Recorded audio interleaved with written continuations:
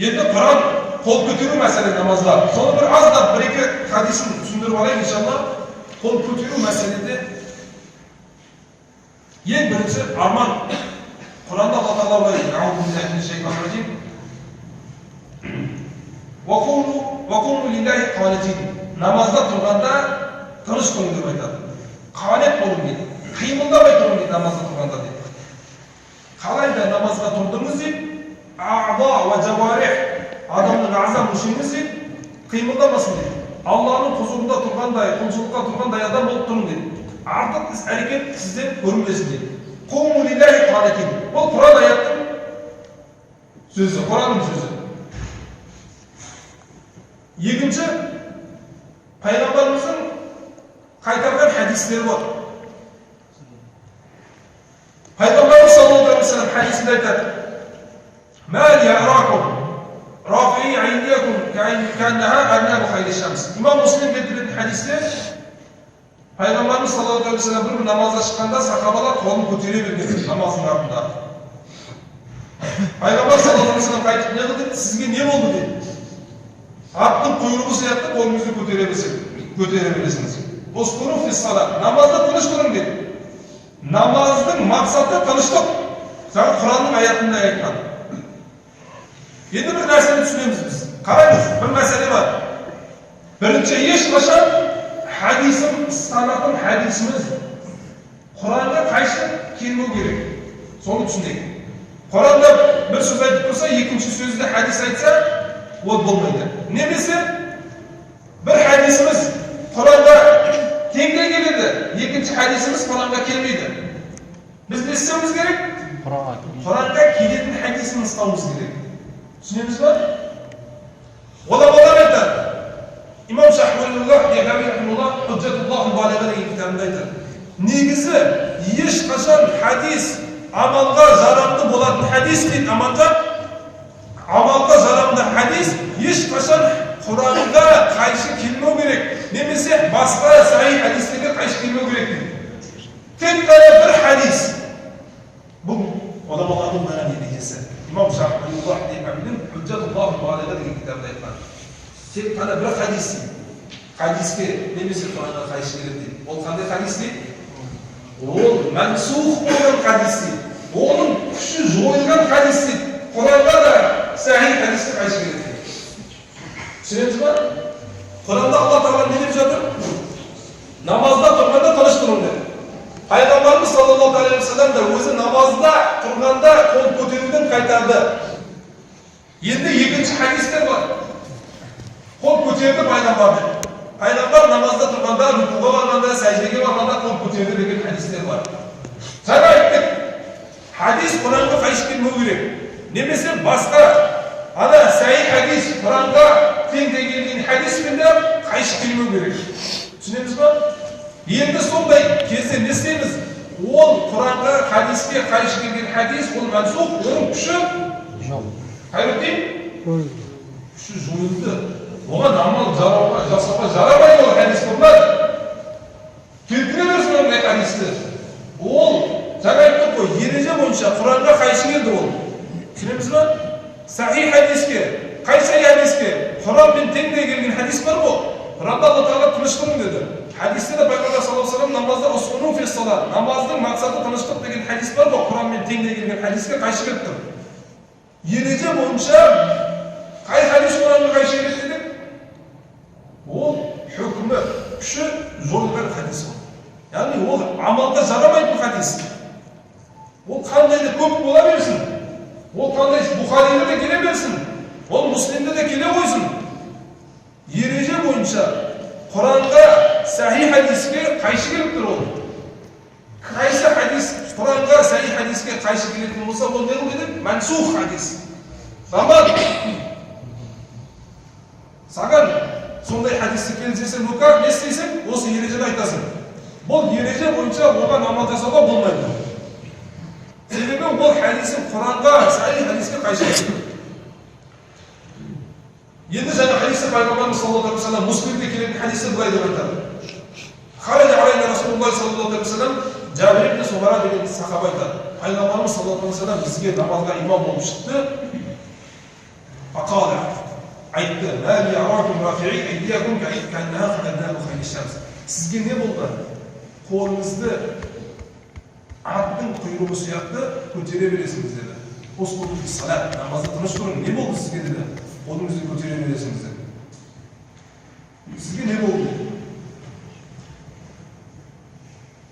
Енді имам Абу Ханифа рахималлахдан рауаят бар.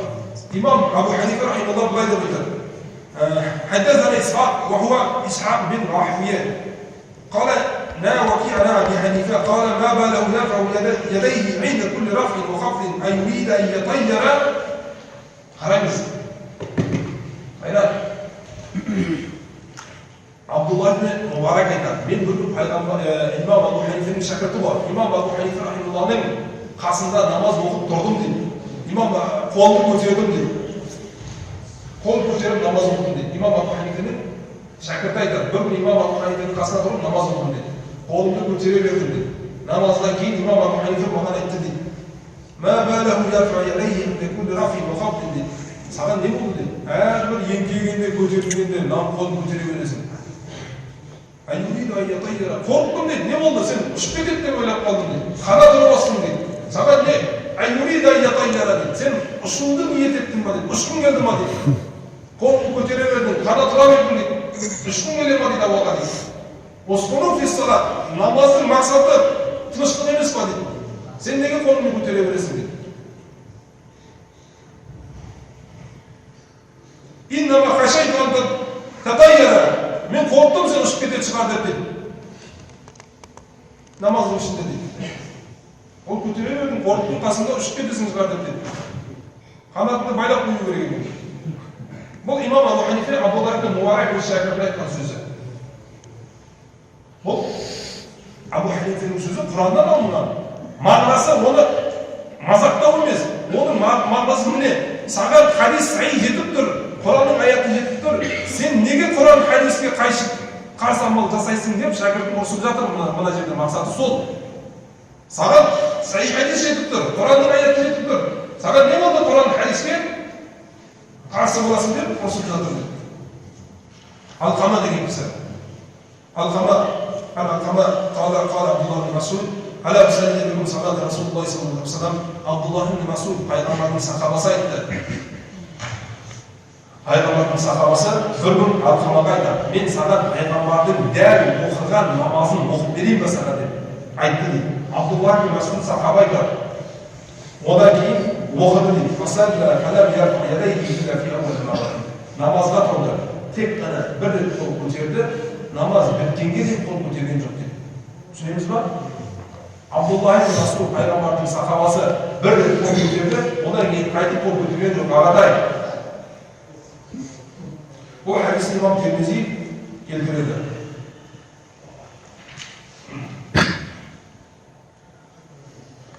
Tabi Abdullah bin Mas'ud dedi, Peygamber'de gördüm dedi. Enne Nebi sallallahu aleyhi ve sellem ennehu lem yarfa yadayhi illa fi evvel marratin. Peygamber'in özü bu hadis İmam Tahavi getirdi. Peygamber'in özü namazda kılganda dedi, kolunu bir ret götürmeydi dedi. Odan keyin qaytib kol götürmeydi. Пайғамбардың өзі амал бұл. Намазды басына бір қол көтеріп, одан кейін қол көтермеу. Асвад деген кісі айтады. Қала айту Умар ибн Хаттаб радиаллаху анху ярфау ядайхи фи аували такбирати сумма ла яуд. Абдулла ибн Умар ибн Хаттаб Умар халифаның көрдім дейді намазын дейді. Намазда бір рет басын қол көтерді дейді, одан кейін қайтып қол көтерген жоқ дейді. Түсінеміз ба?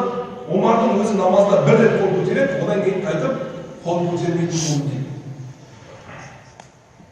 Ибрахим деген кісі айтады, саллайту ма'a Умар фалам ярфа ядайхи фи шай'ин мин салатихи илля хина юфтатиху ас-салат дейді. Мен оларды көрдім дейді, намазда тек қана бір рет қол көтерді дейді, одан кейін қайтып қол көтерген жоқ дейді. Мужахид деген кісі айтады, кейбір хадистерді Абдуллах ибн Умар келтіреді. Қараңыз, Умардың баласы. Умар деген кісіні танимыз бұнда.